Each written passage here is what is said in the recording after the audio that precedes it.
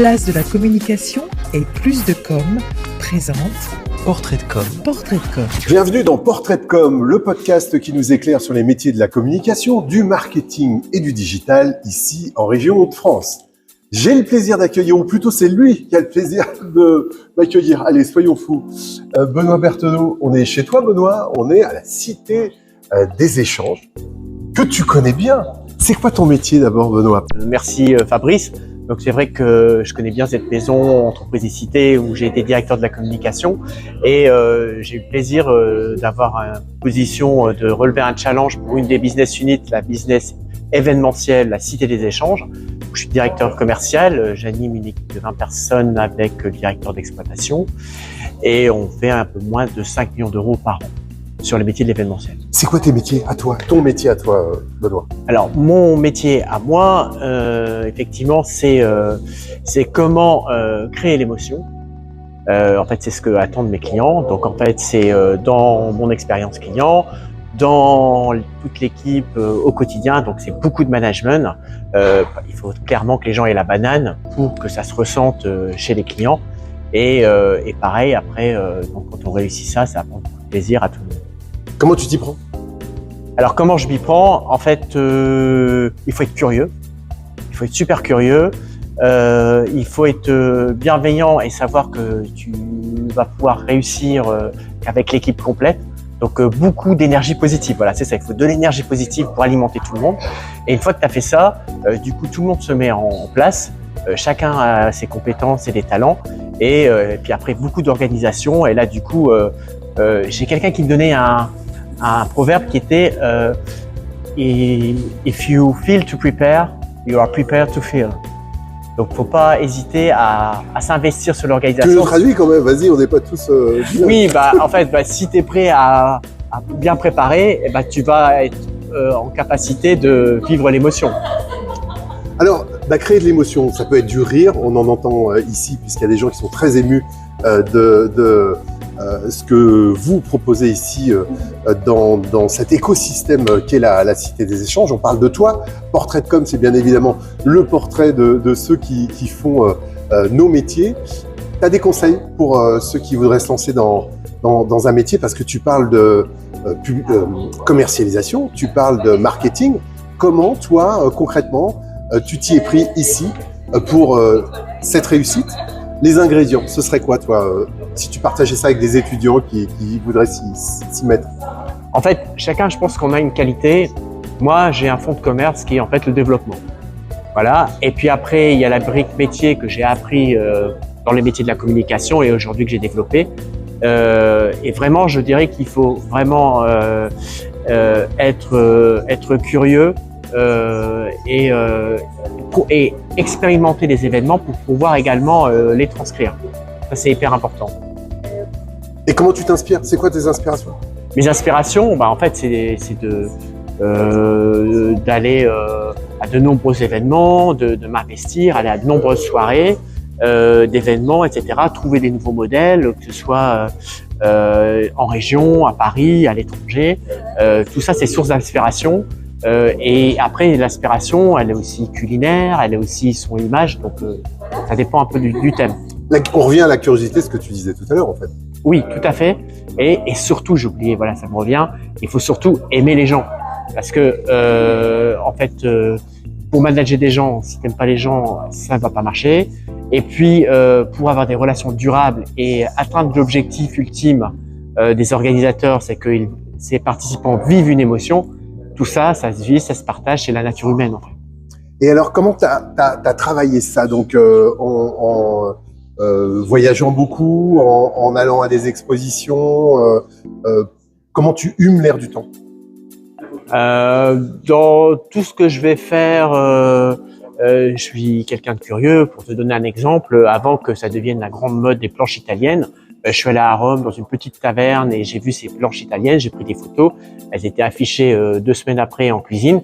Et en fait, j'ai une équipe qui est là, qui me dit « Écoute Benoît, nous on est prêts, donne-nous de la matière, on y va ».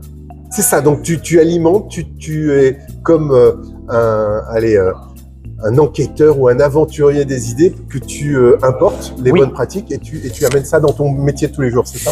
Oui, et Tu t'inspires en fait. exactement. Et alors, ce qui est source d'inspiration aussi, c'est effectivement de changer ses cercles. Des fois, je vais à des événements ou des cercles où je vois pas trop peut-être l'objectif au départ, et finalement, je vais découvrir des gens, des nouvelles personnes. Je suis beaucoup impliqué avec les jeunes entrepreneurs de la maison, Génération MEDEF. Du coup, on visite des nouveaux business, etc. À chaque fois, à la fois pour les aider et à la fois parce que je trouve que l'idée est intéressante, j'essaie de les intégrer et c'est comme ça qu'on fait de l'innovation et en même temps du sourcing local. Voilà. Qu'est-ce que t'as des clichés qui collent à ton métier ou pas? Est-ce que Ah oui, oui, bah, c'était surtout ce que j'ai dit tout à l'heure où on pense que rien n'est très préparé, tout est facile, etc. Et en fait, la réussite, c'est tout le contraire. En fait, c'est l'anticipation. Et puis, dans le métier, en fait, on se rend compte que il y a des très grands professionnels qui font qui ont des talents soit de son image ou de scénographie, qui ont vraiment ce talent. Et une fois qu'on a bien repéré ça et vécu ça, c'est très agréable. est-ce que tu utilises l'intelligence artificielle dans ton métier, Benoît? Je suis sur le point 2. On a commencé, mais très clairement, moi aujourd'hui, je suis convaincu que pour le métier d'agence de communication et agence événementielle ou producteur d'événements, ce qui va se passer très vite, c'est qu'il va y avoir un gap qui va se creuser de manière importante entre des équipes qui l'utilisent et donc du coup qui gagnent du temps pour être plus performants, plus créatifs, alors avec le même nombre de personnes, et celles qui ne l'ont pas adopté. Et donc du coup, il va y avoir un gap entre les deux. Donc très clairement, j'ai bien compris que c'était pour faire gagner du temps, etc. Je suis un des premiers convaincus sur l'humain. L'événementiel, c'est le seul média vivant. Mais en fait, c'est vraiment formidable tout ce que l'IA peut nous apporter en productivité et en créativité. Une réussite, allez, une pépite dans ton parcours. Une Une pépite, fierté, une fierté, une fierté. une fierté. Une fierté, c'est la notoriété de la Cité des Échanges et le travail que l'équipe a accompli. Quand je suis arrivé, avant qu'on fasse toutes les rénovations, etc., on avait un peu de chemin à parcourir, mais tout le monde était partant. Et sans arrogance, aujourd'hui, je pense qu'on est quand même bien reconnu des acteurs professionnels, etc., comme un lieu agréable et de réussite d'événements. Voilà, donc ça, je pense que c'est la reconnaissance des professionnels. Voilà, c'est le plus beau des cadeaux et ça me motive au quotidien. L'aspect humain est important pour toi de faire partie de cette équipe, de cette vision, parce qu'il y a eu ça, il y a eu des cycles différents. Toi, Oui. dans ta formation, tu as été aussi formé en Angleterre. Oui. Tu peux nous en dire un mot de comment tu passes de l'Angleterre à l'IRD et à la Cité, même si effectivement, géographiquement, c'était très proche.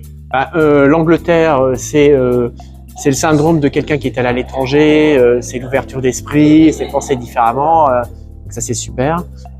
Après, l'autre point, c'est ce que je disais tout à l'heure, c'est qu'en fait, je pense que le meilleur conseil pour dans la vie, c'est de pas se perdre entre ses compétences.